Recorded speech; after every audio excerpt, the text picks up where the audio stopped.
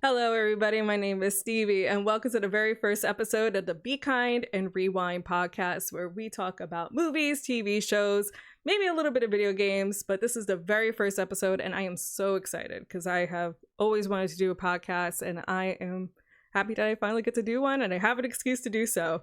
And I have here my guest host, which is a very good friend of mine, Flame.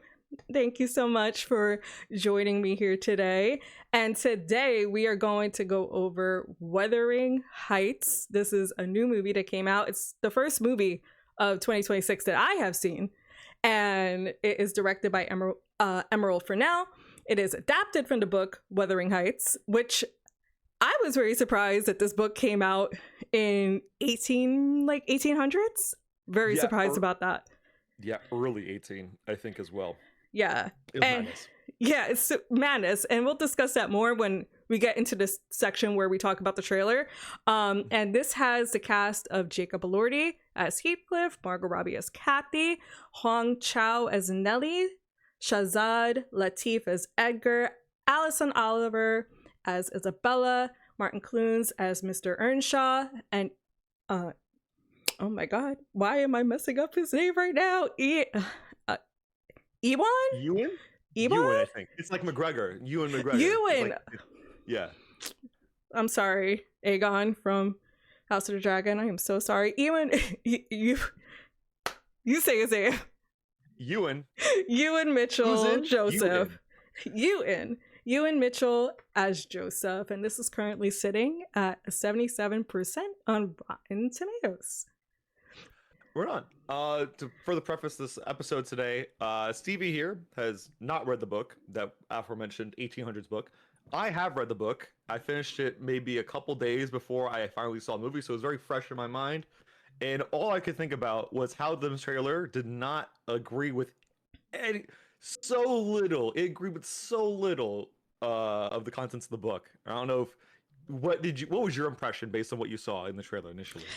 Yeah, well, that was definitely something that I was going to discuss. Yeah, so the trailer, when I saw the trailer maybe once. I saw the trailer in front of a movie. I don't know what movie. It was some movie I saw. Don't remember what it is, but I saw it and I was like, oh, okay, cool. And when I saw that it was based on the book, like just the way how the trailer was played, it's very spicy, it's very romance. Like I thought that this was like a book talk thing. Like I thought this was a book that came out recently. And, and then when you said in passing, like, oh yeah, no, this book was like in the 1800s, I was like, what? I did not believe that. But with the trailer, I will say it's misleading by saying it's the greatest love story of all time. The greatest is such an insane tagline. They knew what they were doing with that. That's bait. No one's gonna agree with that ever. But it feels like insulting bait when you think about what this book was about. So I remember exactly what I saw. I saw some horror movie, one of them Conjuring movies, and that's when I saw the trailer initially. And I thought, oh, okay, coming out Valentine's around thereabouts, I think.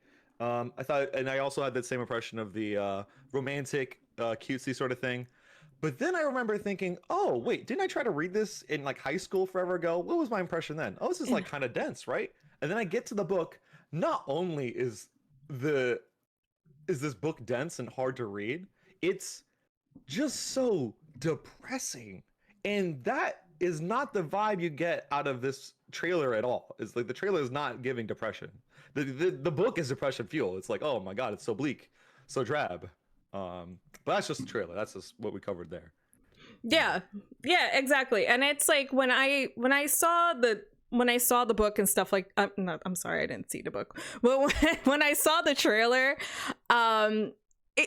it's misleading in the sense where they advertise that this is the greatest love story of all time, but it's not misleading in the sense because what you see in the trailer, you do get in the movie. Oh. That's true. You see all of that, like, you know what I mean? Yearning you see yearning in the trailer, you get yearning in the movie. Exactly. So distinct lack of yearning. I wish he had some more yearning in the book, gonna be honest. But also, it's 1800s. How much? I haven't read a lot of books from that time area, but I imagine it's very puritanical, very conservative. I don't see a lot of lust and yearning, or some of these bars being uttered by someone out loud. I guess there's definitely one line, because they definitely have some bars, even in the book. The parts that they quote in the movie, those are some solid ass, oh no, I need you type bars, which is a beautiful thing. But Ooh. that's is not the majority of that little book that I read. Oh my god. So, do you want to start off with the synopsis of it? Oh sure, yeah. Of the movie? The gist of what this was billed as, like this is the synopsis per IMDb, so it should be something vaguely accurate, I'd hope, right? Here's the lines, right? It's a passionate and tumultuous love story set against the backdrop of the Yorkshire moors, exploring the intense and destructive relationship between Heathcliff and Catherine Earnshaw. Now, right there, definitely an intense, definitely destructive, definitely involving those two people. So they ain't mess up that part. But passion and tumultuous is like really underselling what the heck both you see and you read, depending on which media you consume this in. Because passionate, like, people are just dumb. People are just dumb in they have that part, because people making obscene decisions in the book and in the movie. Yeah. So at least they had that part down right. All right, people are dumb in this book and movie. They are very dumb, actually. Yeah, and that's why I kind of wanted to bring you on this podcast, and like I was telling you this before, and I wanted to mention it in the podcast, just in case this podcast becomes big or something. Like, you kind of like gave me the idea to do this podcast, because I remember, because we're roommates, Yeah. and I was sitting on the couch and you just came home, and I don't know if I was watching it or I was one of us was talking about the book. Maybe you were talking about the book. I think it was on the TV somehow. Yeah, you showed me the trailer, basically, because I only saw it once. And you did this PowerPoint presentation and you just went off. And I was like, okay, right. We're doing a podcast. We're doing a podcast episode. This is the first one. I want you on here because I want to know the differences between the movie and the book. I want to compare the two. Also have you on here as somebody who has read the book and watched the movie, and me who hasn't read the book. So yeah, that's what we're gonna do. Sure. Wow. I do want to start off with the thoughts on the movie. But no spoilers. We'll give some time for spoilers. We'll go in depth later. So I just want to go in with how you felt about the movie. You can even express what you think about the book, because did you like the book? It was interesting. The book. So I'm starting there with the book. The book was interesting in that, one, I don't read books with this sort of like way of speaking, so it was like a thought of like, dang, stretching your mind to like try to interpret and understand the way people talk back then, how this one particular author writes her stuff, and how actually it's quite funny, and actually it's quite like there's like a couple of notes where it's like very yearny sort of energy. Which is like, oh, I didn't expect to see that from this sort of book.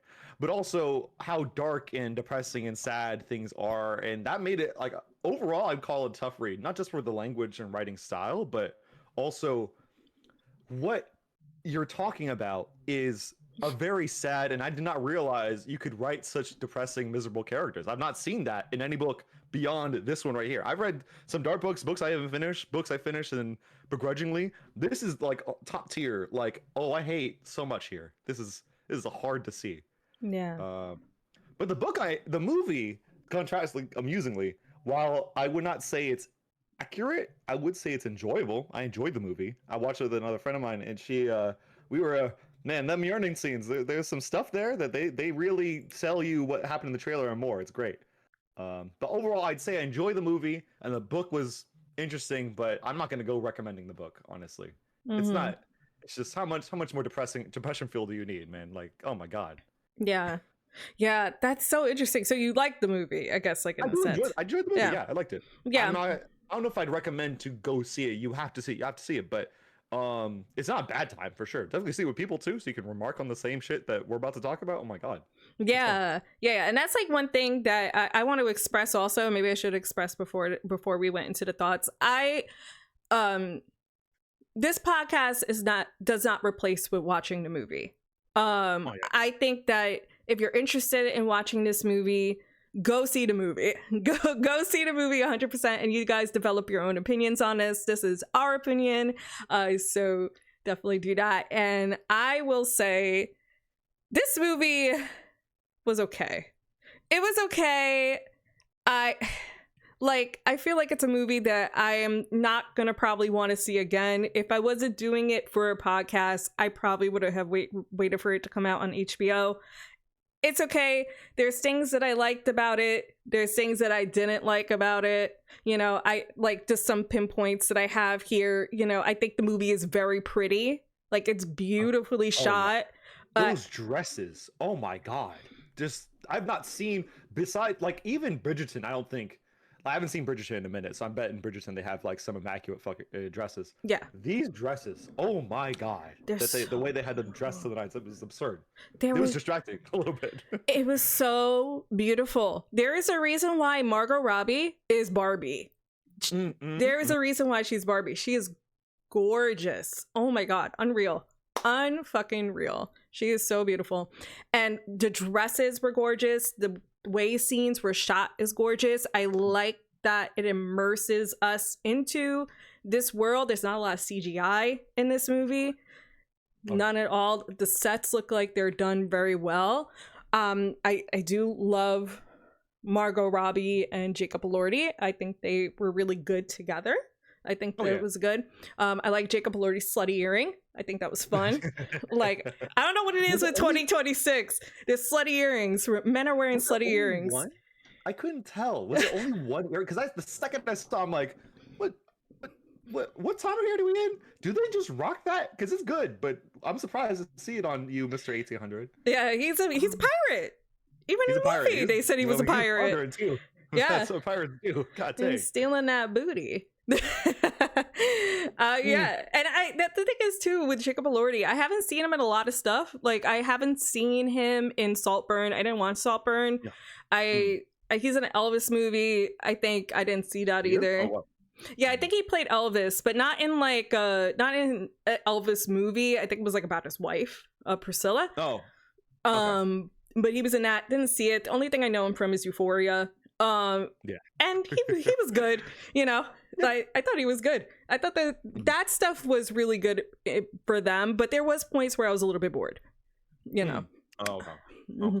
Yeah, that's surprising. I'm glad we saw it separately because a very different takeaway at the end of the movie. But we'll get there when we get there. Yeah. Want to start with the beginning? Want to start with what actually goes down and our thoughts about the opening? Yeah. Okay. Yeah, I had a question about the opening because when I was picking out the show times and stuff like that, I was debating on going to the 350, and you were like, "Oh, that's right. Don't miss the beginning because of the fact it's really cute at the beginning." Yeah, and we're gonna get into spoilers, so this is spoilers. So if you guys haven't seen the movie, about what happens in the movie, I think at this point, yes. So yeah, go on. If you haven't seen the movie, this is spoiler territory. So come watch the movie, come back, hear our thoughts, and then we're gonna get in deep into it now. So what was cute about that beginning of the movie? Oh, well, I liked how in the opening we see where Heathcliff's names come from. I thought it was super endearing how I guess Earnshaw, the father of our main character Catherine, one of our main characters, he essentially has both of them. Like, he had Catherine naturally. The mom is not present. She passed away from some time ago. Mm-hmm. And you can see Heathcliff just essentially getting ragdolled, just beaten up and was mistreated by whoever is in charge of him at that point. But you don't see this scene happen initially, but you notice that Earnshaw, a person we grow to have our opinions about, which I'll get to in a second, like, saves Heathcliff from this treatment. I'm like, oh, wow, that's really kind. And that's the same vibe you get from the book. Like, oh, Earnshaw does this really sweet thing. He takes this kid, like, the parental unit or whoever was caring for him didn't care about Heathcliff at all. Takes him in. And not only that, so this is like a bright moment for Heathcliff, even though it's like maybe stressful to move from one family to another. Mm-hmm. But then Catherine goes ahead and names him. Like, literally naming the guy. Like, beyond it being like, you can't name people are not property. All right, this is 1800s. People are property at this point. Like, those servants are getting passed down, right? It's not the craziest thing for a girl to name a boy at this point. Yeah. But that gets referenced later on too. And I thought, okay, if you don't see this part right here, it won't hit the same. I know I was hit in a particular way when it gets referenced later on in the movie. Yeah. So that's why I was pressing that you should see the beginning of it. I thought Yeah, you were that's how talking about the fucking hanging. I was like, what? Oh, yeah. Also, there's a hanging. And I was looking into it too. One, no hanging in the beginning of the book like that. Like, we don't know who on earth was hung in the beginning of that movie. I don't know. I looked into it. Nobody knows. It's an unnamed person. No, it's like a little peculiar as to why we would go to the extent we did into like making sure we saw so much of a hanging, like all these sound effects and everything, like get the physics of it. Like there were some people taking bets on like how they would die or something like that. Yeah. Or they're referencing how no, they what's it? If the neck doesn't snap initially, something to that effect. It's establishing this as a dark sort of story, but it almost makes more sense if they did more of what the book did, which they didn't do. They then go into this yearning sort of stuff over time and how obscene these people are. So it's like that opening made more sense for a movie that we didn't get. That part is a little odd to me. Interesting.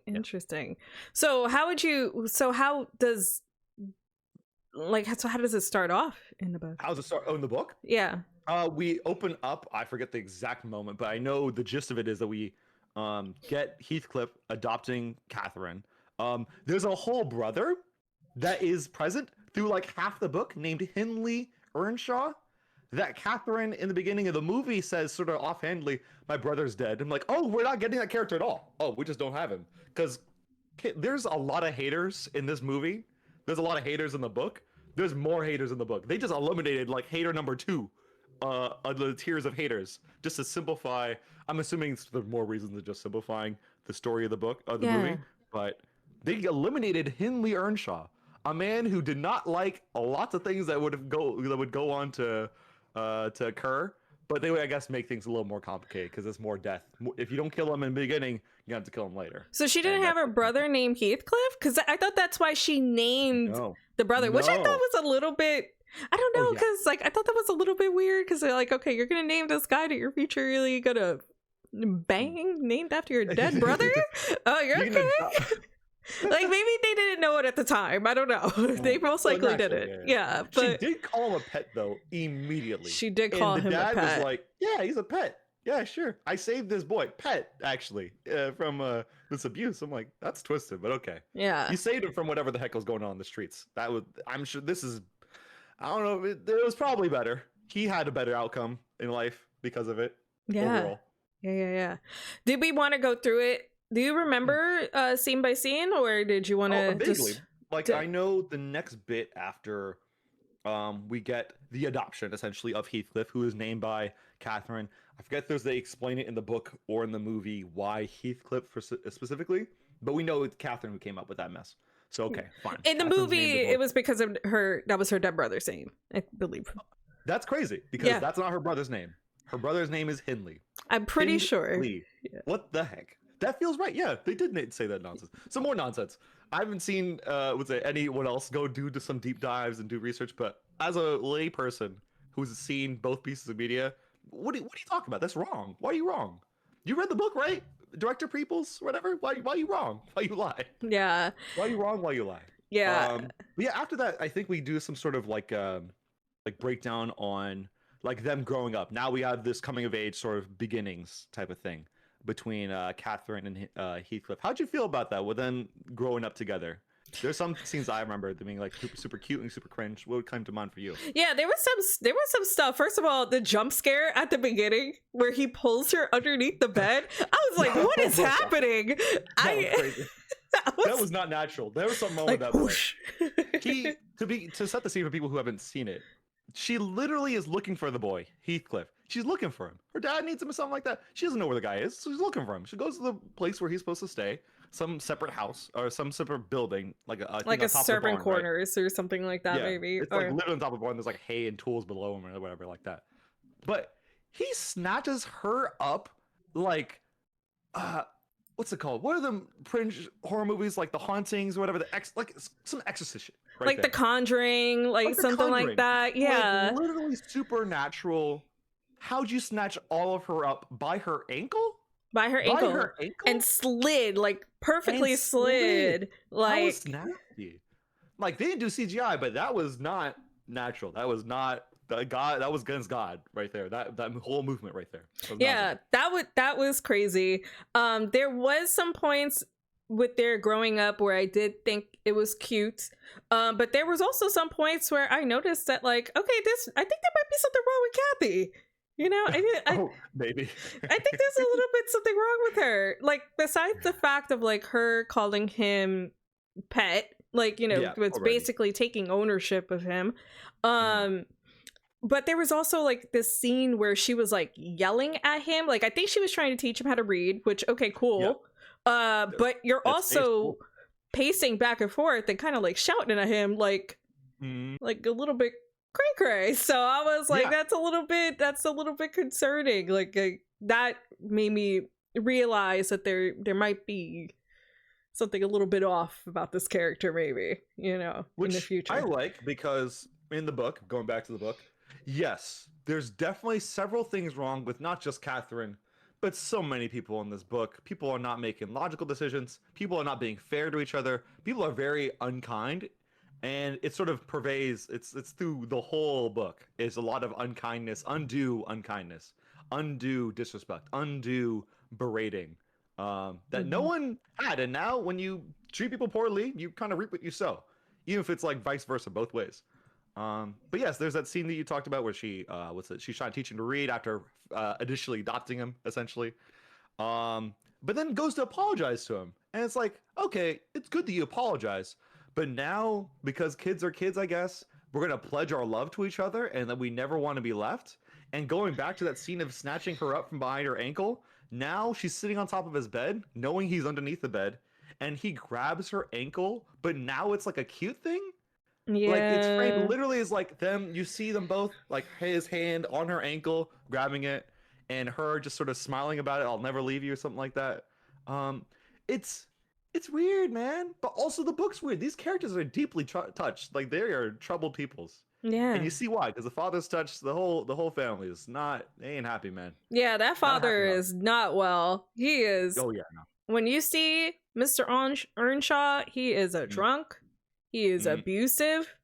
He beat Heathcliff. Oh, yeah. Really bad. He almost looked like he wasn't going to do it. And then Heathcliff, I guess, him owning up to a mistake that, what's her name? Catherine didn't even make. Heathcliff didn't even make a mistake. They stayed out late on Earnshaw's birthday. That's Catherine's fault that they stayed there. He tried to be responsible, so he took the fall there. And in trying to take fault, it looked like that was the tipping point for some reason for Earnshaw to be like, all right, now you flinching. Now you look like you're scared of me, so I'm going to give you a reason to be scared of you. Yeah. So deeply unwell household. I bet he didn't do any of that mess to Cathy, but because Heathcliff is a boy, it feels more apropos. You know, it's so weird too, and I don't know, maybe I don't know why I picked up on this, but when he first got Heathcliff, like when they first like got him, I don't know why I thought he was treating him a little bit better than Catherine, because I feel like he was extra mean to Catherine sometimes, but he was like, come my boy, like, you know, to Heathcliff and being a little bit more nicer. So I wonder why that is. Yeah, it's like a callback to the book, because going back to the kid who we never saw, who was dead before the movie started, to Hindley was like kind of a black sheep, like as far as treatment. Like literally, Heathcliff was the favorite when growing up, but you don't get that from the book, not from the movie. I mean, not for the most of the movie. He's definitely not treated like a favorite. He's treated like a favorite in comparison to Hindley and Catherine, but you don't get Hindley because Hindley's dead. What? How am I supposed to see this like two sides thing? How are we supposed to see Heathcliff grow into this other, this like deeply twisted character without this favoritism to sort of like swell it up, like to tend to it essentially? Because instead we just see a kid who's abused and he turns into this vindictive, vengeful man. I'm like, okay, I feel like there's a more clever way of doing it. I like the way the book did it. Nasty people make nasty people. That's what it was. Hurt people. Hurt people. Misery begets misery. That's right. Yeah. Do we remember what happened next, or are we just getting into bullet points of? I think let's say one of your bullet points before we get to what's next. Yeah. So basically, I mean, I just have like general bullet points that's like sporadic throughout the movie. It. And I'm just gonna flat out right and say it. I think both Heathcliff and Cathy are horrible people. Oh yeah. They are, like, I feel like in a different movie, these would be the villains of the movie. I would dare say, are villains. This poster, Wuthering Heights, I don't know if you guys can see it yourself, or you can look it up yourself, with them lusting over each other, mouths just so like a centimeter away from kissing. Those are awful people who should have been together from the jump, but because of a flippant decision that people just didn't walk back, all these other people had to suffer. And when I say all these other people, the movie shows a certain amount of people. Heathcliff is so evil. He, after Catherine passes, which is later on in the movie, because eventually she'll pass away, he does it to her kid and the kid he has with another woman. He like abuses them and gets them into like, okay, well, I need your property, so I'm gonna make he gambles with what's it, Earnshaw, to like essentially take, after Heathcliff comes back with being rich finally, he like gambles and takes property away from Earnshaw, and Earnshaw is now in debt to him, so he owns Wuthering Heights, not because he bought it regular, but because Earnshaw gambled it away to Heathcliff. So one nasty boy.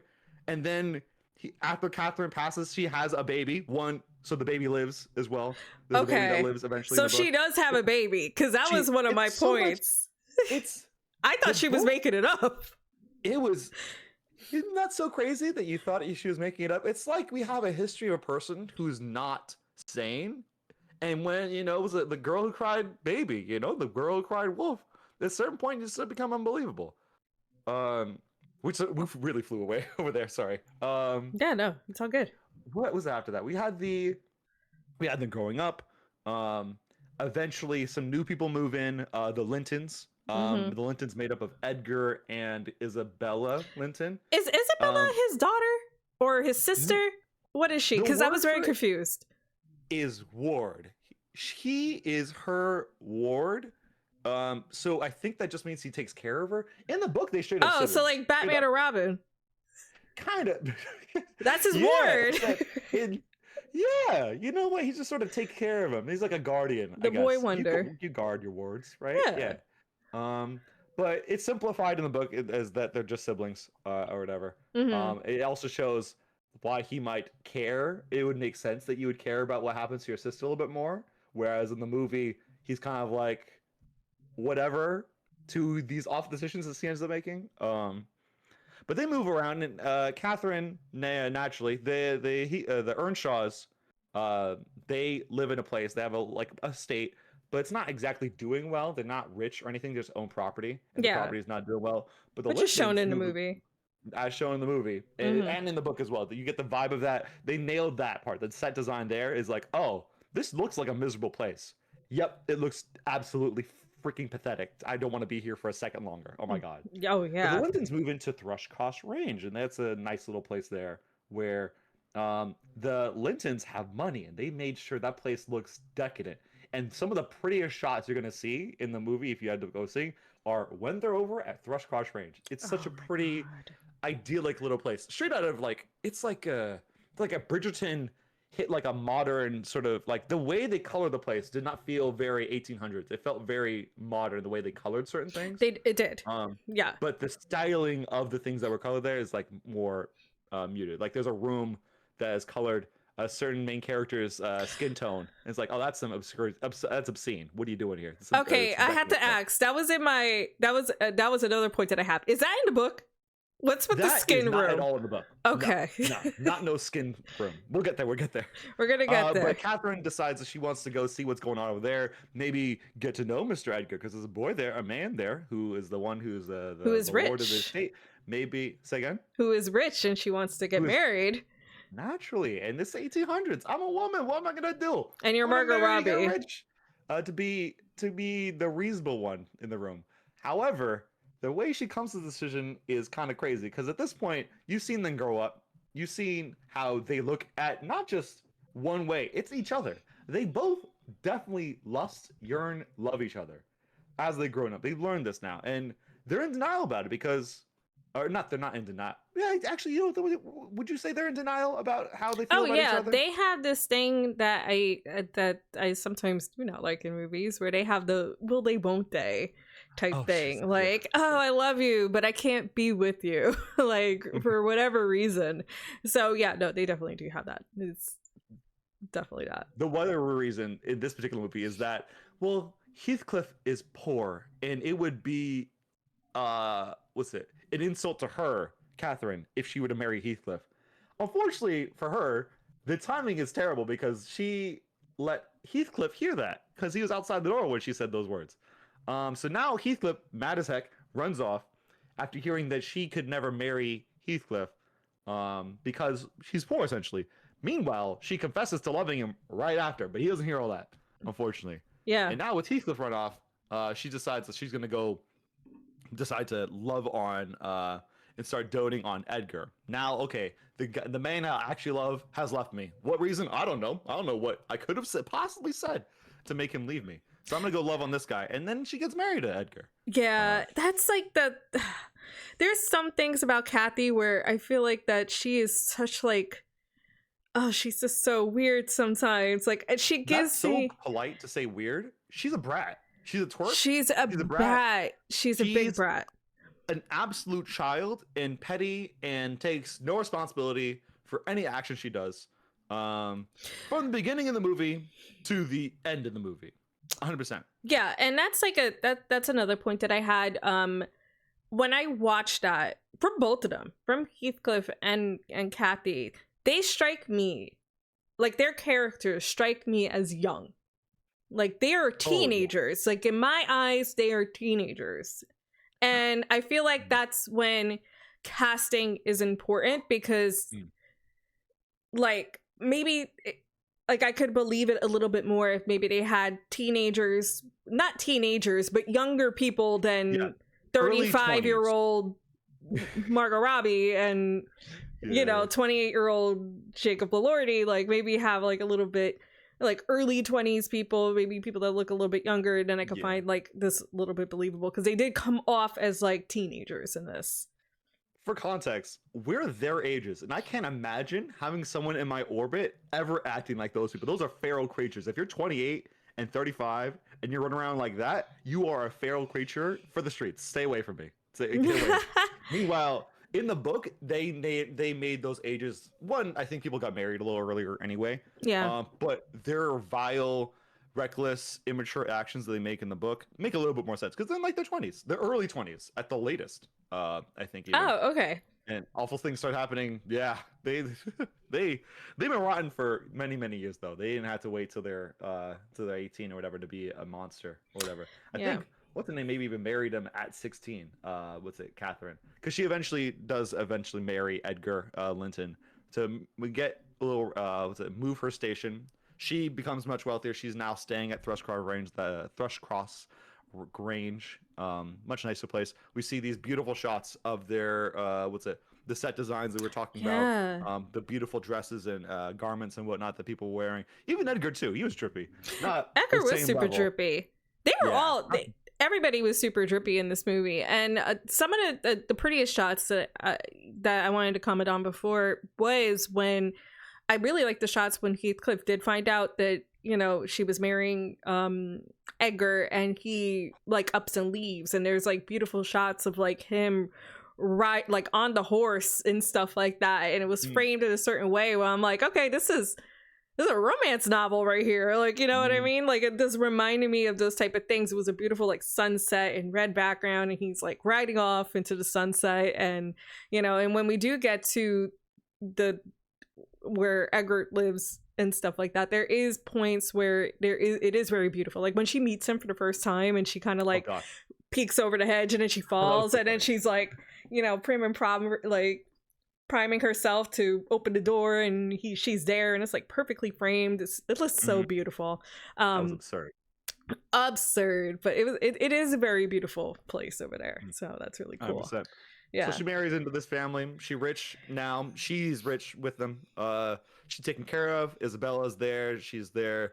That was one thing I was saying in the movie. She's definitely something's off with Isabella. We could see it from the first time we meet her. Something is off with her. She was obsessed with these ribbons. I think she's supposed to be like autism coded, maybe, potentially, because she was obsessed with this thing.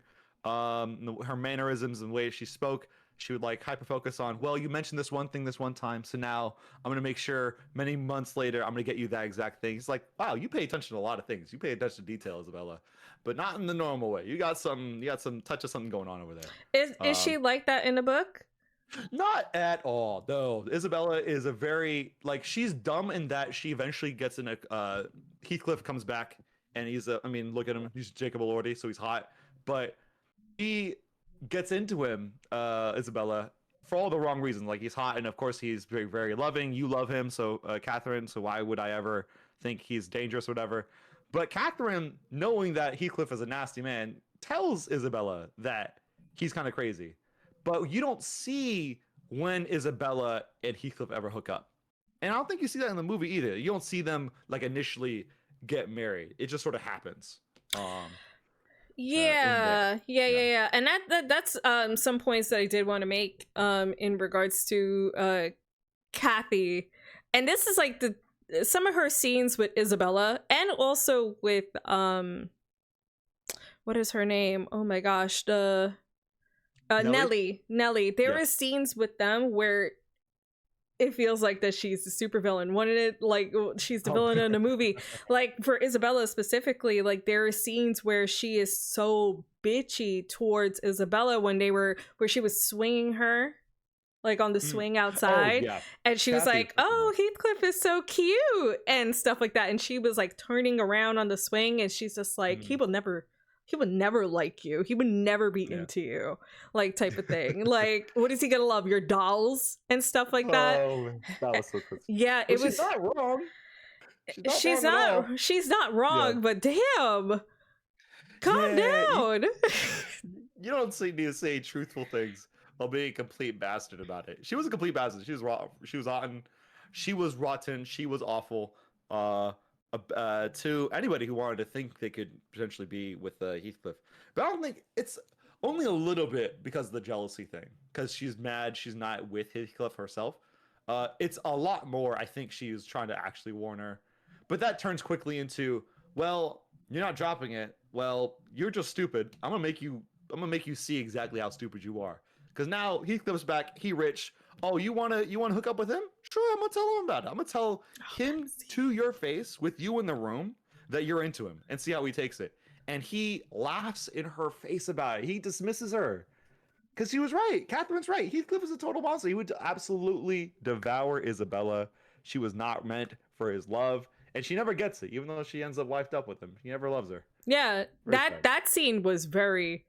Oh boy, that was hard to watch. That was like villain power couple right there, being very manipulative, being very mean, being very nasty. And these are the points where I'm like, this is not a love story. I feel like that like I can maybe see it like in a realm where maybe you twist the story to be like, this is their love story, like, you know, because I only see these characters like Heathcliff and Cathy. Their love story is only to each other. Like, these people are meant to be together and only together. Like, you know what I mean? They're not meant for other people. They are meant to just be together and that's it. You know what I mean? But and it's all Cathy's fault because she wouldn't marry the man who they both knew you need to marry Heathcliff. Heathcliff needed to marry you. You need to settle for a brokey. Essentially, at least temporarily, because Heathcliff found a way to make a bunch of money. Never explained in the book, never explained in the movie either, like how exactly he made his money. That's what I was gonna ask. I'm like, how the hell did he become rich? Nah, hand wave. The man made some money. Don't worry about it. He got a pimp cane and everything. Just walking around. No limp or nothing, just a cane for money status. He might have been a slutty pirate. He got the earring. He got the earring, and they did make a comment that he was a pirate when he came back. Like, maybe he's a pirate. Like, that was fun. Like, Yeah, no, that was fucking insane. And in some of the best scenes, I feel like where you do see these people being the villain was definitely, again, I love the colors in this movie. Like there was one scene where she was talking to Nelly, and the way that she was dressed, the coloring of the room, red. She had her hair in these like fucking little like thingy spiral things. If you're in audio, I'm doing like a spiral gesture in my hair, but it kind of looked like evil stepmother, evil devil vibes. It was like a corset on the top of her head and back. I don't know. There's one of that too. I'm looking at a side shot. It's in the trailer. They show her a shot of her like leaning on a wall. This like blue ribbons going across her hair. It's not. They got a lot of beautiful hair in the movie. They got a lot of beautiful hair. Yeah. Everyone looks great, even if they're doing awful, terrible things. Which they do. Everyone looks great. It's not that scene. It's a scene where it's like a complete red room. It's when she's talking to Nelly and she's like, you gotta find somewhere else to go. Like that's right. And it's like this bright red room, and she's wearing this corset. It's red, and I don't know if the corset was red, but the stripes were red and it was black. And she was just she just looks so villainous. Like villainous. Like it was oh gosh, amazing. That part was cool. They're villains through the whole damn thing. Because Heathcliff comes back, gets alerted that Isabella is into him. After being alerted, Isabella is allowed to leave the room eventually because Catherine didn't let her initially. She's like, no, stay by. You need to see this. Literally grabs her arm. Villain behavior, obviously. But them two, Heathcliff and Catherine, have a little face-to-face about how I'm only doing this because you ditched me. You said it wasn't enough. And, they had that little confession later. But they have a face-to-face about it. They're mad at each other. It's like, okay, well, you said I can't be with you because I'm a broke boy or whatever. I'm going to go run off and I'm going to tear Isabella apart. And you can't do anything to stop me. Literally, you can't stop me. You have no control over me because you're a married woman now. And I'm a single man. And what am I going to do? I'm just going to ruin this woman over here. Yeah. Which I do appreciate a little bit in that, like I do and I don't appreciate, because Isabella, right, in the movie and in the book as well, even in the book, they don't really code her as like having a special interest or whatever. Maybe I missed it. Let me know in the comments or whatever. But Isabella has awful things happen to her in the book. And she's not taking it well at all. She's having a terrible time. Every time you see Isabella after she gets married to Heathcliff, it's a very sad state of affairs. However, in the movie, she's having a ball. You want to describe what she's having fun with? We're gonna get into that. I want to go into a little bit more stuff first before we get into those points. I do have some other stuff that I want to talk about here, specifically with Heathcliff, and I'm wondering because Heathcliff was race swapped. Am I correct? Oh my God! I already got over that part. Yes, in the book, Heathcliff is, quote now, a black devil. I think Nelly called him that at some point. He's, at the very least, a brown man. At the very least, because he gets the slur for like Romani people thrown at him. I think it's like gypsy, I think is the exact word. They call him that. Multiple times he is lurking in a shadow, and he's so dark that you can't see him until he comes out the shadow at a certain scene in the book. Like, this is clearly a dark-skinned person who is not anything looking like Jacob Elordi. Literally the guy they cast for Edgar, if you, like, he isn't as hot. Like, I'll just be honest there. The guy they cast for Edgar isn't as hot as Jacob Elordi or whatever. But he looks a little bit more, at least in certain features, like Heathcliff would. So I wonder, why on earth did they not just cast a dumb, hot, like, black guy for Heathcliff? Or at least a brown person of some sort, you know? Yeah. I wonder why they did all that. Why would they do that? Yeah, I wondered that too. But I'm also curious as to like, how much does like his race or his background affects him in the book? Like, do you see some of that here? But it's kind of like swapped because it's Jacob Elordi's character. Like, how much of that is in there?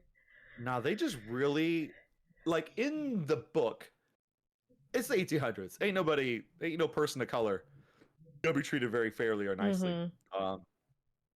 But in the book, it almost in a way makes sense because they get eventually really vile about how they talk about Heathcliff, especially after he's done some terrible things too.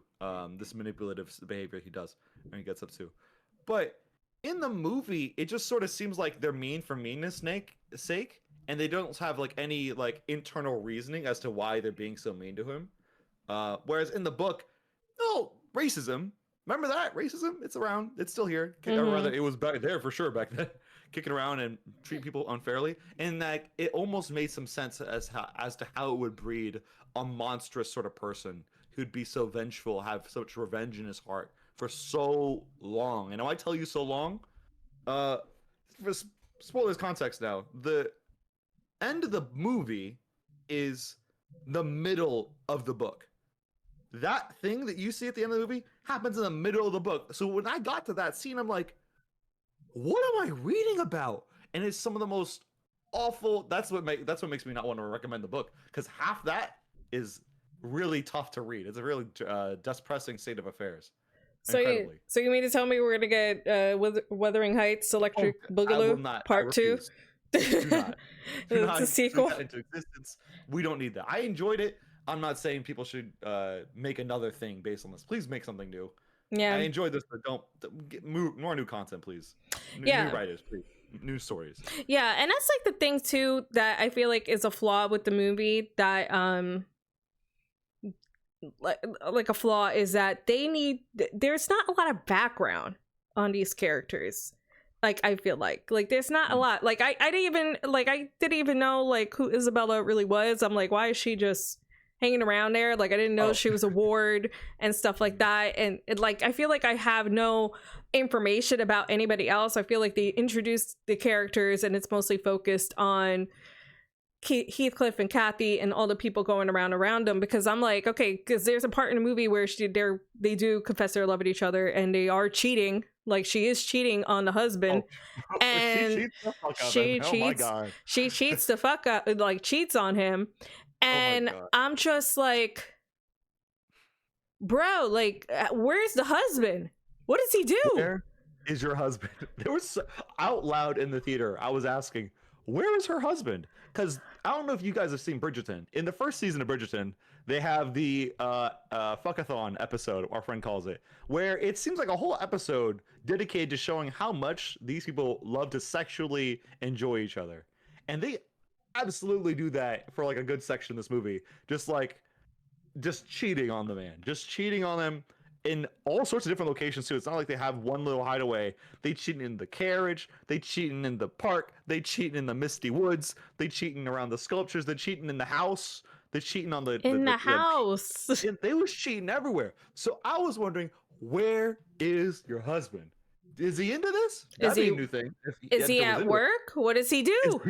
What does he do? What is they? You know, I'm like wondering these type of things. You know what I mean? Where's Isabella? Is she not going to catch on either? I was wondering if there'd be a scene of Isabella catching them cheating, because it's nothing like that. You don't get all that. You don't get no fuckathon. You don't get no passionate love sequence in the book ever. Nobody, not even once. It's a surprise every time we see. Each time there's a child, which there's multiple children in the book that are born. In the movie, we only get the one. Each time you see it in the book, it's a surprise, because there's no mention of anybody screwing anybody or anything. Nothing, no hot scenes or anything like that. Which I enjoy the movie for that respect, because the scenes that were hot were hot. Yeah, and another thing I want to bring up about Heathcliff is like, oh god, like, oh, they are such horrible people. Like, I feel like there's just no, oh god, I try to find a redeeming quality in any of them. I don't think that there is. Like, I was kind of feeling for Heathcliff. Like, I would feel hurt too, you know, if the person I loved, you know, was like, I'm just gonna marry this guy because you're fucking poor. Like, I don't care. Like, you know what I mean? Like, I there were some points where I feel for him, but then there was points in this where I was just like, okay, you're kind of shitty. Like, when he decides to marry Isabella, he does end up marrying her, you know. And there was even points before they got married where he kind of like sneaks into their room and he busts through the window soaking wet. Yeah. He busted into Isabella's window, soaking wet, and essentially orders her to, or not even orders her. He asked her if she wanted to fuck, essentially. But he said it after repeating over and over again, I'm only doing this to get back at Catherine. I will never love you. This is only physical. I will think about Cathy when I am with you. Oh my God, that line. I will think about Cathy every time is crazy. Yeah. Crazy. And then she's like, yes, verbally and non-verbally. Yeah. Is madness. And I feel so bad for Isabella. And I wonder, because they do kind of frame Isabella like they do frame her in the sense of like, okay, there could be something up with her. She might have a little bit of autism going on. They do also frame her as she might be a little bit like, you know, unstable, because I remember there's a point with Isabella where she kind of like, it was Cathy, and she was like, oh, Heathcliff he can't stay here anymore, because at one point in the movie he was staying with them. And she's like cutting her freaking hand with a threading needle or something like that. And dolls. I think she was making a doll with that. Yeah. Or no, linen, some shit like that. Yeah. Tapestry, maybe some old timey whatever. And like, they're trying to make, like, I feel like there's points where they're trying to make her also seem like a little bit like on their level, I guess, like also make her kind of like a little bit cray. So what happens, what happens later, you know, it could kind of feel like that she's into it, you know what I mean? You want to get into what happens later? Nah, we're getting there. We're getting there. We're getting there. All right. No, go ahead. Okay. The fact that they do Isabella like that, I'm now realizing I'm not super into making her like look a little dumb, like straight up dumb around a bunch of awful people and getting played like that, but except not getting played like that because she was actually happy secretly. It's like it's a weird story choice, because that is not at all the vibe you get from the book in the slightest. She's unhappy throughout her courting process, not the courting, but her marriage. She's a very unhappy day zero of the marriage. But I think last we were to discuss, we were talking about the marriage. We had gotten to them talking about how I'm gonna only do this. I'm gonna get married to Isabel or whatever. Gets married to Isabel. But after that, once it's established that she's that he's technically with Isabella, and she's obviously with Edgar, like she's married. We get to this screwathon, this fuckathon sequence where, man, they cannot keep their hands off each other, because they finally confess to each other. It's like, well, hold on. I only did this to get back at you because you said I'm broke and you can never marry. It'd be beneath your station, I think, is something that they said. Be beneath your station to marry someone like me. But she's like, no, I said I loved you right after. And he's like, oh, want to fuck? We could do this now. And then we get straight to the, oh my God. And I'm now realizing that is an insane sequence to see without having like read the book. Like, you know, they yearn for each other still in the book. There is no screwathon scene in the book. There is no, we finally got to get back together with each other type thing.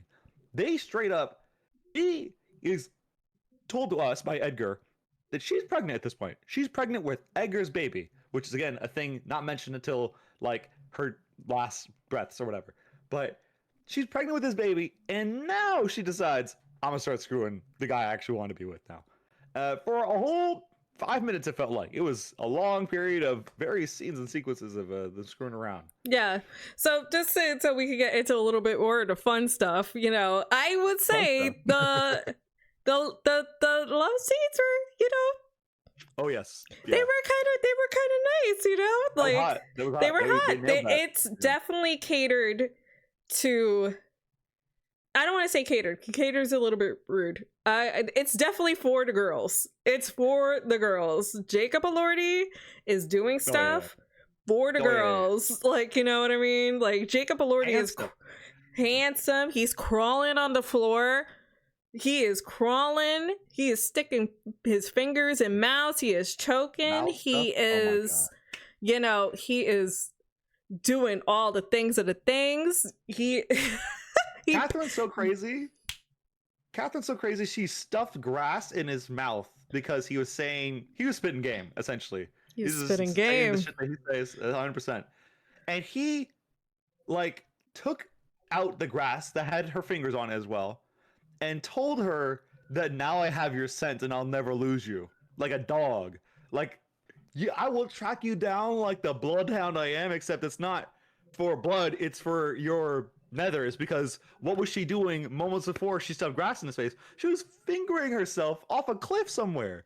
And Yeah, he's like, oh, so now I know what you taste like now. That was some freak shit. That is insane. that was Also, some. not in the book. Nothing like that. In the Yeah, book. no, I don't think they would probably say Emily. Who wrote the book again? I'm sorry. Brontë. Emily Brontë? Yeah, Or they Emily would Brontë? probably say that she's like a witch or something if she put They that probably stuff in the burn her. book. They'll probably burn her. I don't know. It's Yeah. 1800s, but oh my Yeah. god, one of my favorite. This is a scene that made me clutch my blushing. pearls. You know, where Jacob Elordi picked her up by the corset Oh Jesus! I literally. and.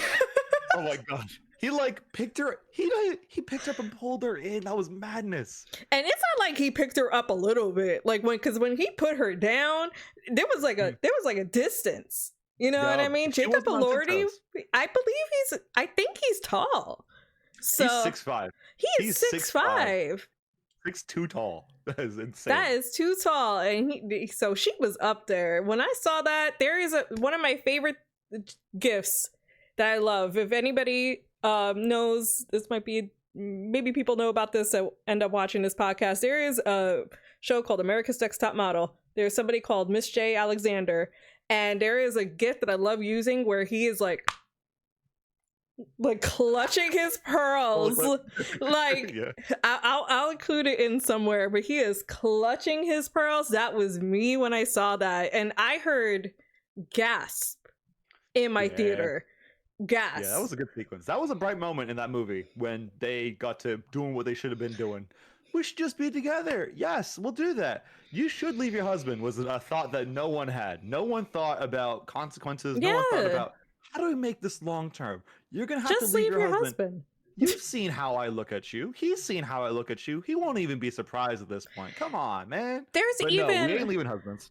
there's even a point where I'm pretty sure he knows like what's happening. Oh Like- yes, yeah. Nelly, my friend called it snitching, but I feel like Catherine earned everything she's getting coming to her. Nelly is petty. She's also mean and nasty because she grew up with these characters as well. So she's not like everyone under Earnshaw is touched with the wicked gene, to a certain extent. But she honestly, Nelly snitches to Jacob. Wow, Heathcliff about how what was the thing she'd snitched about? She'd snitched about the She snitched after Nelly, after she was like, you need to go find different work, because basically Nelly is like her maid. Yes, it's like a housekeeper type. Yeah.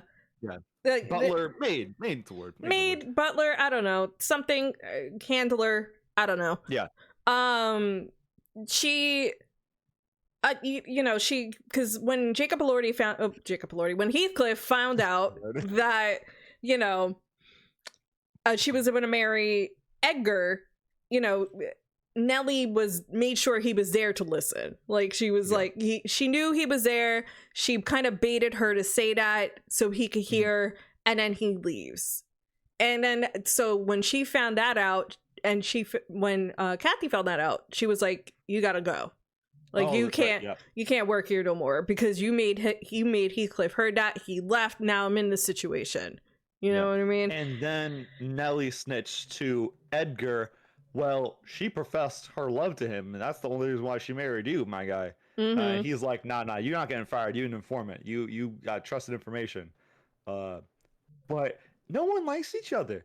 Edgar got done so dirty. Yeah, I feel so bad for Edgar. It's okay. Before I say justice for Edgar, which I totally think justice for Edgar in this movie, is he like this in the book as well? Is he a sympathetic character in the book? He is 100% a sympathetic character, the way I read it. Thinking that you could ever pull your, like, one, there's the saying, don't stick your dick in crazy. Like, look at Catherine. She's nuts. She's nuts in the book too. So you should have seen this coming already. But to a certain extent that crazy would come with her crazy guy that she never linked up with proper, but should have, and they should have been happy together crazy. You can't exactly see that part coming, so that part I feel sympathetic, but he should have seen Catherine's unstable Yeah. the whole time. If you ask for anyone's input about what she's like, not this prim and proper version she puts on so she can be around people or whatever. But I guess also, who would you ask? Because the people you would ask have a vested interest in seeing her get married, like Nelly and Earnshaw, the father or whatever. They'd all probably say flattering things about her. But you gotta see something coming. Ain't nobody that good a liar. She's feral. She's a creature. Yeah. She got the crazy eyes. She takes no responsibility, but she's Margot Robbie, so you'll let it all slide, man. Yeah. I'm not saying I'm a stronger man. I'm just saying that's a mistake to do. That was a mistake, my guy. Yeah, and I feel like we didn't talk much about them, like Edgar and Nelly, so it's good that we actually had a chance to talk about Edgar and how he was like in the book. Justice for them. I think he deserves so much better. I get it. Oh, yeah. Margot Robbie is Cathy, hot, lovely, but goddamn, she's crazy. Nelly, how is she like in the book? I'm curious. In the book, Nelly, I read as the observant person. This story is told from her perspective for the vast majority of it. She's explaining how, like in the very beginning of the book, we're essentially in present day, not present day, but like we're 25 years after all this shit in the movie happens, right? So we see rotten old Heathcliff, who's the lord of the estate or whatever, and we see two people that you don't get in the movie. We get this children of Heathcliff, Cathy, Edgar, and another character, Francis, who is like wife to Hindley, the sibling of Catherine. A whole bunch of kids that they're adults now, and they're all miserable. This guy comes up, he's supposed to be a tenant to Heathcliff. He's just like gonna live in one of the houses or whatever. And he's like, why is everyone miserable? Like, why is everyone so unhappy? So he asks Nelly this, and Nelly then begins the story of Wuthering Heights. This whole thing is told from her perspective.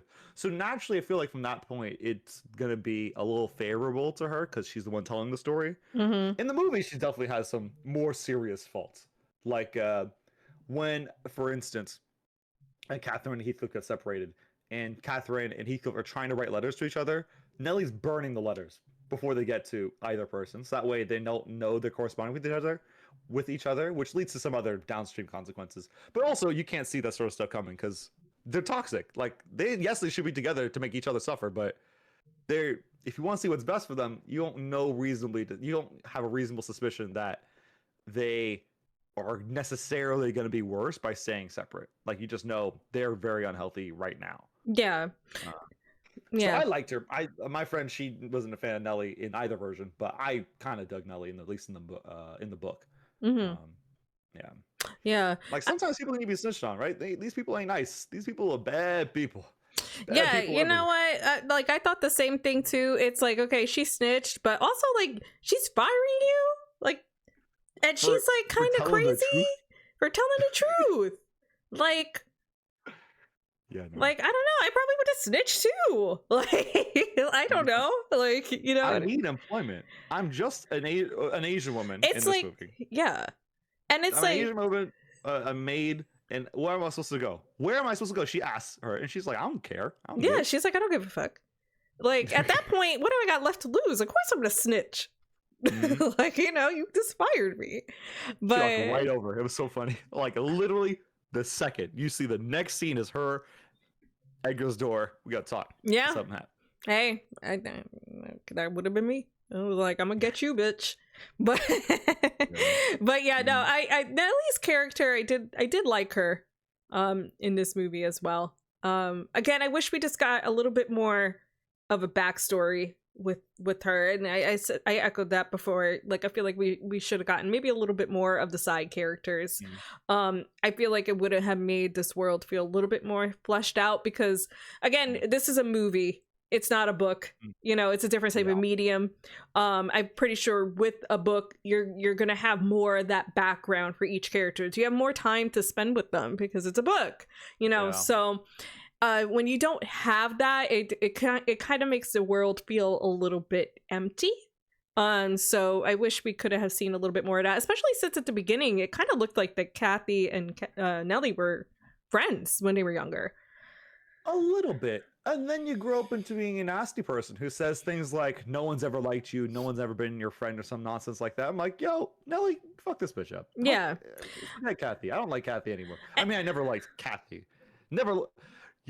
Mistake number one, trying to like any of the characters, is either they're awful or there's some awful gonna happen to them. That's the moral of the book, at least. Yeah, and I wish we could have saw that a little bit more. I feel like Go on. No, I felt like it would have been interesting, like kind of see that, like see that growing up. Yeah, go ahead. Yeah. Sorry. It's discovered that after Nelly snitches, right, about Heathcliff and Cathy, Edgar's like, nah, he can't come around nowhere, and they have one last little like smooch outside the house somehow, because Edgar's never around. Even when he's there, he's not there enough to stop her from kissing on Heathcliff. Literally can't keep them separate. Heathcliff that evening goes back home, and Cathy stays at home, and their order, she can't leave, and Heathcliff can't come over no more, so now they're separate from each other. So Heathcliff and Cathy, they're trying to write letters to each other, mostly Heathcliff trying to talk to Cathy, I believe. And Heathcliff stops this, or rather, no, Nelly burns the letters, as I was saying before. She's burning the letters, so that way Cathy stays the heck away from Heathcliff. Which leads to something that's alluded to a few times in the movie, and several times in the book as well, that Cathy not only is so unwell, she'd die if she starts having bad things happen to her. Like, if she doesn't get her way, she'll die. She literally says it like 3 or 4 times in the movie. She literally physically begins to die because she's not with Heathcliff, like not in his presence. He's not around. She's so depressed. She gets this like sickly, pallid, like pale blue sort of face going on. You're like, what the heck is up with her? There's no way. You're not so crazy about a man that if you're separate from him, you begin to decease. But literally, that's the story you're told in the movie. And spoilers, that's the story you're told in the book too. She's just that feral, that literally being separated from this man kills her. Which leads to, but of course, with you're so dramatic, no one's gonna believe you. Nelly doesn't believe her when she says she's pregnant, because no one told. Edgar could have told Nelly she was pregnant. Or rather, I don't know if Nelly knew that she was pregnant. She definitely didn't believe her being sick, actually. She's just being dramatic. Yeah, no, she didn't believe her. I didn't believe she was pregnant, only because, like, when she said she was pregnant the first time, I'm like, okay, maybe she is pregnant. She has sex with her husband, so she might be pregnant. But then... They showed this literally. Yeah, but as time goes on, like, nothing changes. Like, she's still wearing her tight corsets. It's like, what's the time frame of this movie? Like, how long are they messing around with each other? How long is this affair going on? You know what I mean? Because she looks the same, you know, she looks exactly the same. And Margot. And it's like, I wonder like what the time frame of this movie is, because I know she said she does lose the baby at some point, and that's what I thought she was dying from. Maybe losing the baby. Yeah, that is probably, maybe I read into it. I know in the book, it's essentially implied that she goes so crazy over losing Heathcliff that she dies over it. Oh, she probably does too. Huh? She probably does, you know, yeah. Oh, yeah. But in the movie, it actually makes some more sense that she lost the baby, and keeping a dead baby inside of your womb is probably sickly and terrible for your health. So that's probably what she died from, actually. Yeah. Or at least in the movie version. Yeah. But I'm giving her too much credit. That's like a reasonable thing. This is an unreasonable woman. She dies from heartbreak in the book, from not being able to be around Heathcliff. But you know what she does first, though? In the book, she has the baby. And then literally 2 hours, a baby that was never mentioned anywhere, nowhere in the book, up until that exact page, was it hinted that she has a baby. They just tell us at the beginning of a new chapter, she has a baby. 2 hours later, she dies. Boom. That's halfway through the book now. And now we're gonna live the rest of this book dealing with Heathcliff, with a sad, dead Cathy. Oh, that's a monster, you would imagine. And that is a monster you get. We're gonna get to that. We're gonna get to that. Right. We're gonna pause it here for a second, because I do want to get into some things before we get into the ending, and then we could talk about what's left over from the book that we're probably never gonna see again. So I do want to talk about. I have this section called "Is this in the book?" So we're gonna talk about this a little bit. Cathy getting her corset tightened. Do you remember this scene where she's getting her corset tightened for the wedding, and she's like, harder, tighter, or something like that. Yeah, something like that. And I was wondering, because like in the movie, I felt like that there was some sort of like enjoyment from it. I don't know. Is it like that in the book? No scene exists like that in the book. Not that to my recollection. She, again, that would be too freak shit for the book to be ever insinuate. They definitely, gosh, I wish they had a scene like that in the book. But she, again, probably burn her like the slutty witch that she would be if she wrote something so debaucherous as, and then she kind of liked it when her servant tightened her corset a little too tight. Yes. That's just hinting at her enjoying some like physical freak shit, like restriction freak shit. Yeah, which they had that in the movie, so there's like a little bit of a through line there. Heathcliff does some stuff like that. There's someone else, oh my god, Joseph, and I think her name is Zanaya or something like that. Some Z name in the book. Zilla. Okay, yeah. The servants. Two other servants. Yeah. Remember when I mentioned that everyone around them is miserable and sad or whatever? Joseph in the movie, very chill. Very like kind of like matter of fact, whatever, things happen, it's all fine, I just do my best. He's a miserable old, I don't know if he's Scottish or Irish, like barely intelligible person who makes the world worse when he's around, because he's just as miserable, if not worse, than Heathcliff and Hareton. You had a question earlier. I'm trying to get back to that because I've gone a tangent on Joseph. I know that's not what your question is. No. Like I said, we're in our section. We're in our section. Is that in the book? Dolls. There's an emphasis on dolls in this movie. Is that something that's in the book, or is this added? No. If it was in the book, it's vaguely hinted at as her special interest, because now there's a lot of doll imagery in the movie, actually, because we had Isabella. I wonder what's the deal with that, because Isabella makes a bunch of dolls, and we see several dolls actually, at the Wuthering Heights, right? Because she sleeps with a doll next to her. I think that's supposed to signify maybe her dead brother, which is kind of wild to have a dead brother doll of right next to you. That's kind of crazy. But she's a kid, so maybe that's how she's processing it. She's still here. Yeah. But I wonder what that's about. What's the deal with all the dolls? Someone else tell me, because I don't know what that is. Yeah, I want to know, what do your guys think the symbolism is with the dolls? Because I'm curious. Eggs. Again, there's emphasis on eggs. He was fingering that egg like the horny chef on TikTok. What is up with it? For context, the eggs show up in the movie as, well, that's a little bit of the mischievous side of Catherine initially, after Heathcliff's out doing work or whatever. I think they had a disagreement, right? Because Heathcliff left her on like a tree branch that she couldn't get down from easily. So when she got back home, underneath his sheets, she put a bunch of fucking eggs. She put a bunch of eggs there, total waste of food. So when he sat down, predictably, he crushed a bunch of eggs, covering his sheets in all this like yolk or whatever. And they have a hot little I hate you type of thing. I can't believe you do this to me type of thing. Where they build in the yearning or whatever. It's like a love-hate relationship they got going on there. And then later in the movie, to imply that Heathcliff was back and in the building, he secretly broke in and put a bunch of eggs underneath Catherine's bed sheets.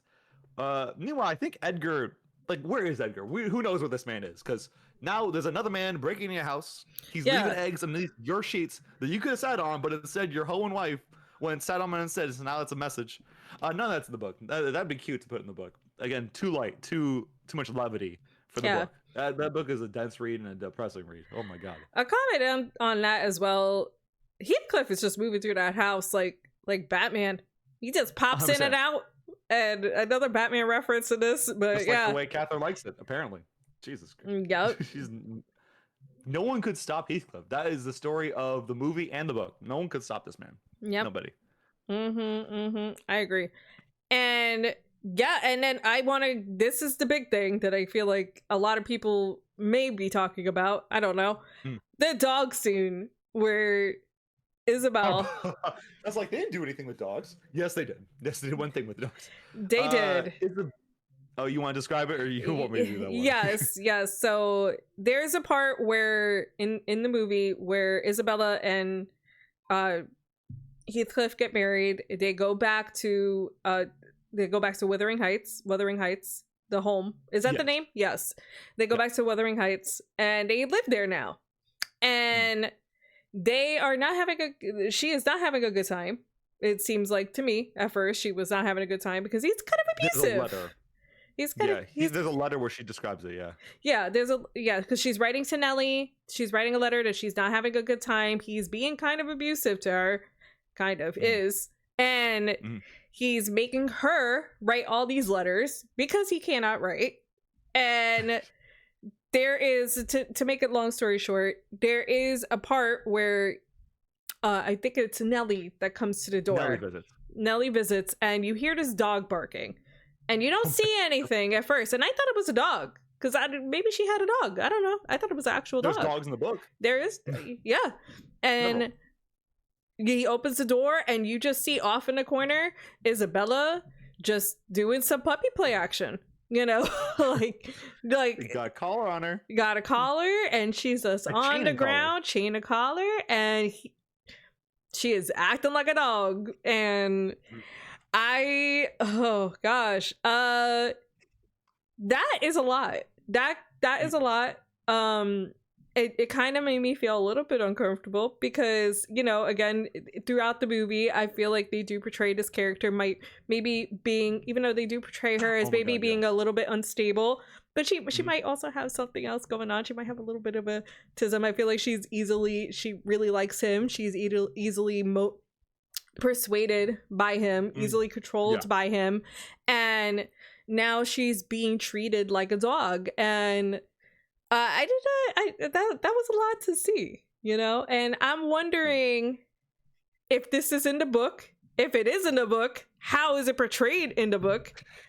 Is it any different than this? Because they do something a little bit different, where they do portray it that she is into it, and I don't know if she's into it because she likes it, or is she into it because now she's like mentally broken,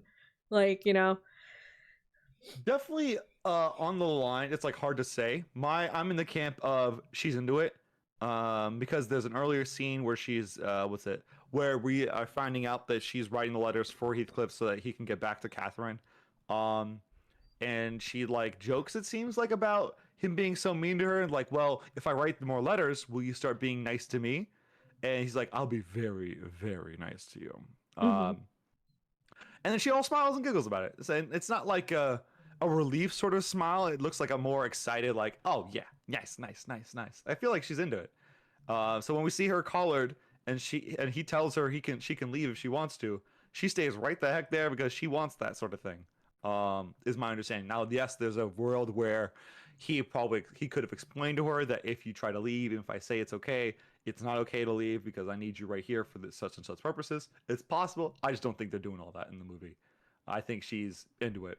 And that's never in the book at all because, one, they would burn the witch for writing such harlot behavior. There's no puppy play in 1800 that's documented in a book like this, not unpopular like this. Okay, so this is something made for the movie. What's her name? Emerald wanted to see some stuff like that. She wanted to put that in the movie, so she put it in the movie. Much like the Fuckathon series sequence, like nowhere near the book, but wanted to see that mess happen in there. Okay, all right, okay.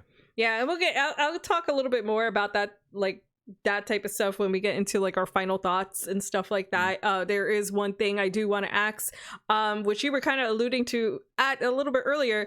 Is there more after the ending of the movie? Right. So the ending of this movie goes that she dies, Catherine dies, baby dead, deceased, and Heathcliff and Edgar and everyone else is sad about her passing. Naturally, because this narcissist, I'd call her, even, has finally left their lives, and no one was happy to see this happen. No one wanted to see her die. Everyone wanted to see her live, just be a little different, act differently, not be so obsessed with Heathcliff. For Edgar's sake, for Heathcliff, he wanted her to just leave Edgar and join him, finally, because that made the most sense. Heathcliff making some sense, finally. But with that, instead of doing all of that, instead of being, staying true to the book, they do all this stuff instead. The book, about halfway through, we discover one, whoa, Catherine's pregnant. Whoa, she's dead right after she's pregnant. With Edgar's baby. Edgar's baby is named Cathy. Never Catherine, just Cathy. So now we have a Cathy who's the Cathy mentioned in the very beginning of the book that we see as like a miserable woman that just lives under Heathcliff. So now there's a Cathy from descendant of Catherine. Cathy is now Edgar's daughter, and he has to take care of her and try to protect her and raise her. Meanwhile, Heathcliff hates he doesn't even lust. It's not even like he wants her for the sake of like taking away from Edgar. He wants her for the sake of like vengeance against Catherine, almost. Like he is so upset about her leaving him alone on this earth without being with her that he wants to just ruin everything. And by ruin everything, I mean slowly, diabolically. Like there's a kid that is never mentioned, Hareton, who's the son of Catherine's brother, who also lives with him miserably. Cathy, right, daughter Cathy, and Hareton eventually fall in love, but not before Heathcliff has a kid with Isabella, who is also, again, very unceremoniously mentioned. Suddenly, wait, what? Isabella's pregnant? She has a kid? Okay, well, that's crazy. Isabella tries to keep the kid away from him after running off. Heathcliff inadvertently gets the kid back because Isabella passes, or Isabella passes? Somebody passes away. I forget who exactly passed. I believe it was Isabella who passed. So Isabella's and Heathcliff's kid named Linton lives with Heathcliff now. So why are we naming kids last names as first names now? Yeah. So now Heathcliff has a Linton, and he has Linton, and he has a Hareton living under him, being miserable with Joseph. And Edgar does everything he can, but unfortunately, both Edgar is dying for some other reason, unrelated, and Heathcliff's kid is dying, unrelated.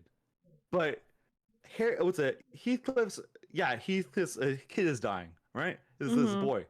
But Heathcliff's last plot that to really tie all these loose ends up and put them all get all the property and everyone's miserable family under one roof was to abduct essentially Cathy and Nelly and not let them leave the building until Cathy married his dying blood son.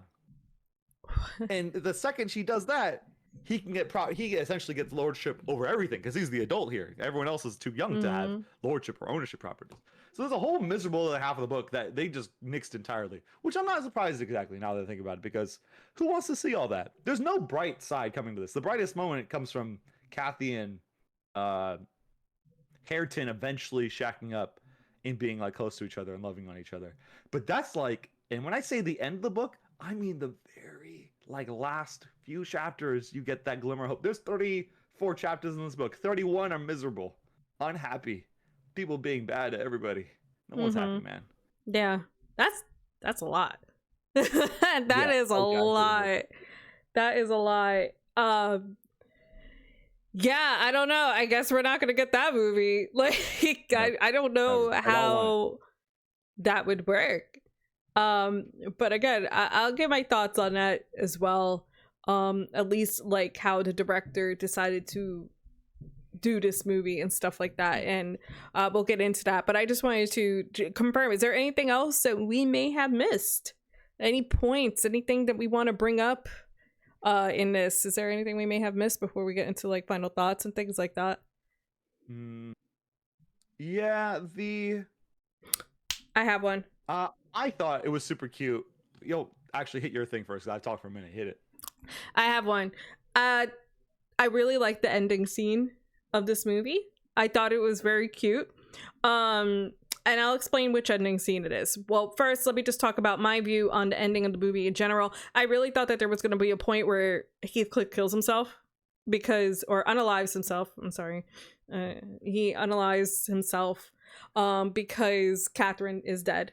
Only because like they did hint at the beginning of the movie when Isabella is talking to Edgar that she is referencing Romeo and Juliet, which, you know, is supposedly a very romantic story. That's right. And they end up unaliving themselves at the end of that. So that's what I thought they were going to go in that direction. They did not.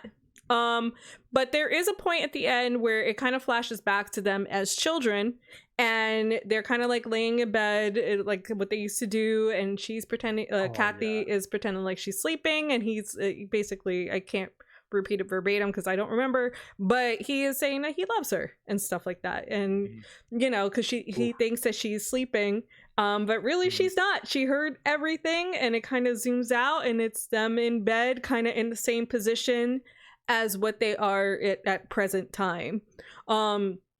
I really liked it. I thought that was a pretty cute, a pretty nice scene. It could get a, you know, it could be an emotional scene for people. I also really liked it because it reminded me a little bit of Queen Charlotte. Bridgerton show, Queen Charlotte. There's a point, spoiler for Queen Charlotte. There is a point of the show at the season finale of the show where that's also a very tragic love story between Queen Charlotte and King George. King George goes insane. Like, that's what happens in real life, I believe, as well. He goes insane, and he's mentally ill. And there's points when they were younger and they met each other when they were married where they would hide underneath the bed to kind of like just get away from everything. And that was like their meeting point sometimes. And when it flashes back to when they're older, and this is when, you know, the events of Bridgerton are taking place. So they're both very much older. King George has already been he's very mentally ill. They both hide underneath the bed together. And they're looking at each other very lovingly. And it also flashes back to when they were younger and they did the same thing. So it reminded me of that. So what's her name? Emerald Fennell. Definitely saw that because I'm hearing everything that just happened in this movie. That's crazy. Yeah. Not only she whitewashing, she slut something. She got in a Hornish for no reason. I guess it's more watchable as a movie. It's less memorable. Well, anyways, I'm gonna be mad. And she's stealing from Queen Charlotte. That's crazy. I don't think so. We love Emerald Fennell. We love her. I don't love Emerald Fennell. I don't.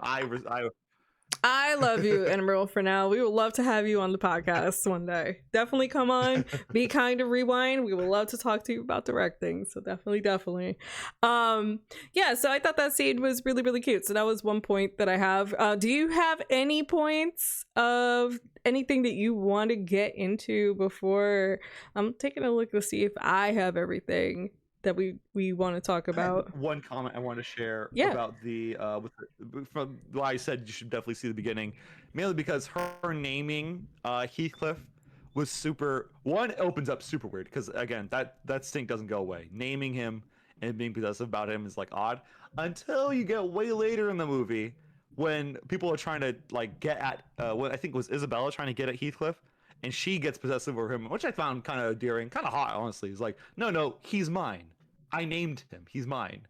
I forget if she's talking to Isabella or if she's talking to Edgar or Nelly. One of those two. Nelly or Isabella. It might have been Nelly. Yeah. And I like that. It's like, you really do care about this person. They do. Your actions are feral and deranged, and as are his as well. But it's like even when you're wrong, the part that you're like that's not wrong is a really earnest and genuine and cute thing. Like, no, I'm with him. He's mine. I'm supposed to be with him.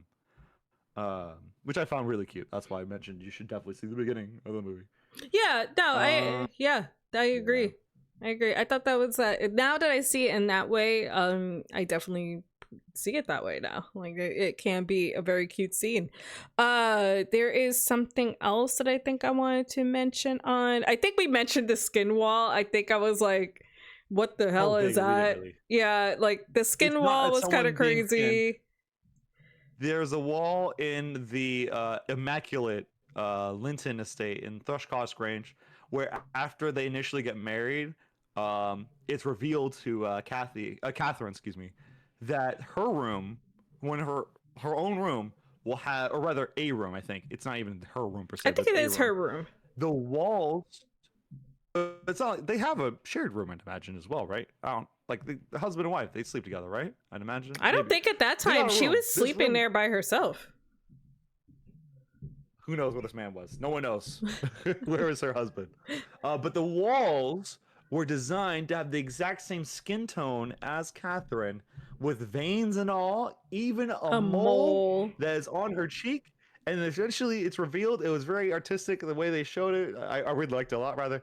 Where she turns and you see the position of the mole to her cheek. It's like, oh wow, man, this set design's immaculate. That's crazy. They got the veins in her face. They got the moles down. They got the skin. The complexion is downright perfect. It's absurd, man. Yeah, skin roll is crazy though. It's crazy. Imagine you get a partner. You're just like, hey, baby. He's a room made of your fucking skin. Like, you know, like that's so crazy. Don't you love your skin roll room? Don't you love your skin room? Come on. Oh my gosh. That was pretty wild. The small comment I have, the music. I'm a little bit hit and miss on the music of this movie. I know a lot of the music was done by Charlie XCX.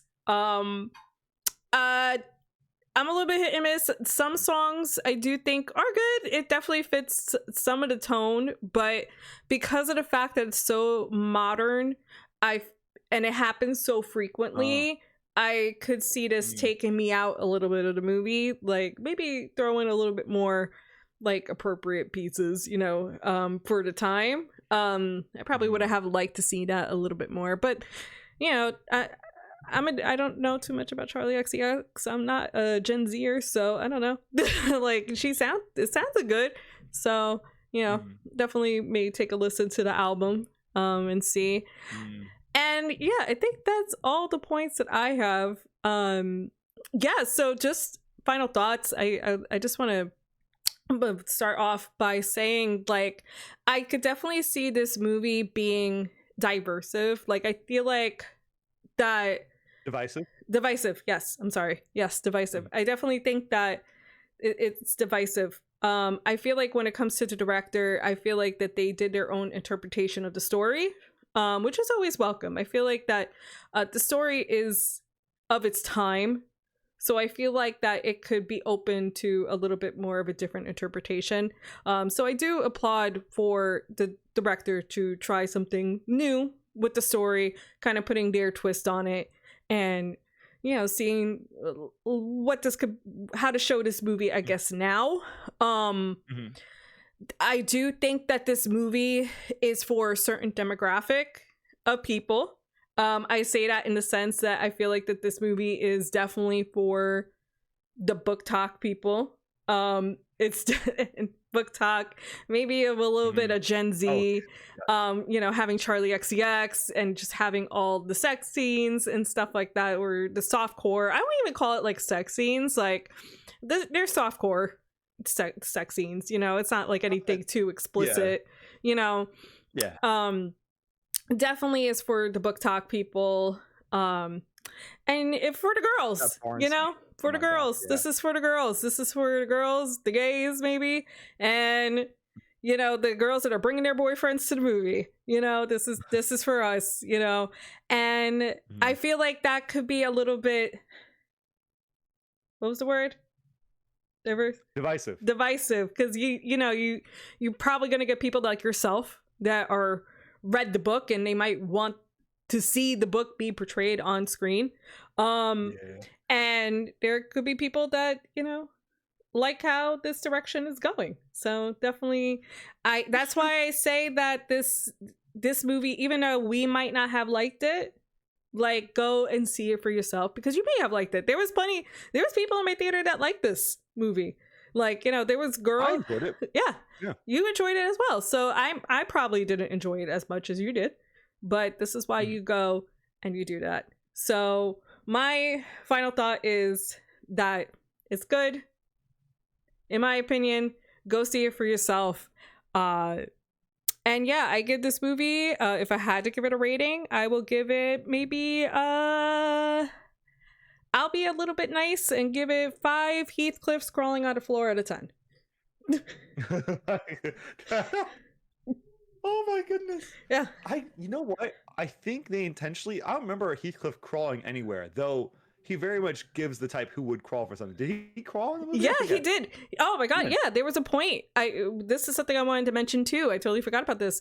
There is a point where they are lovemaking, you know, in the room, and had all these drapes and stuff like that flying around, and while he's doing the deed, he's talking about how he wants to kill Edgar.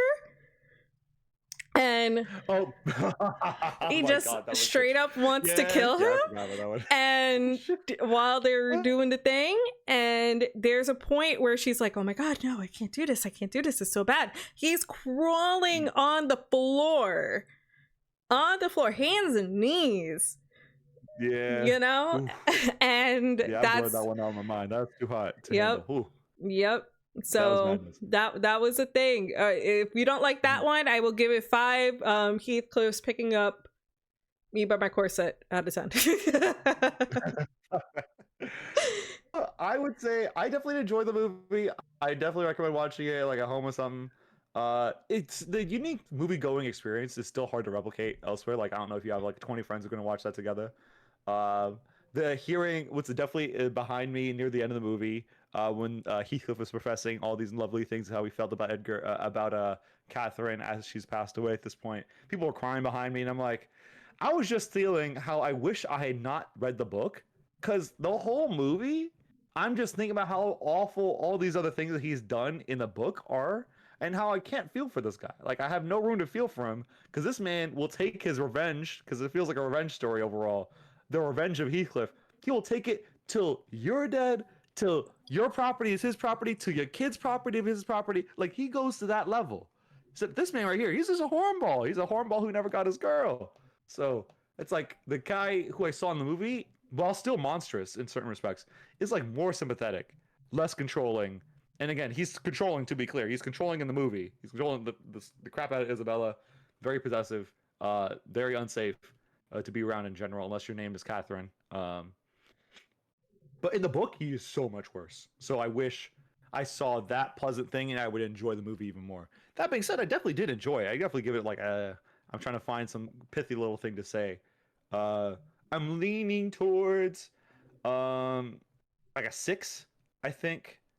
6 letters burned by Nelly between Heathcliff and Catherine out of 10, I'd say.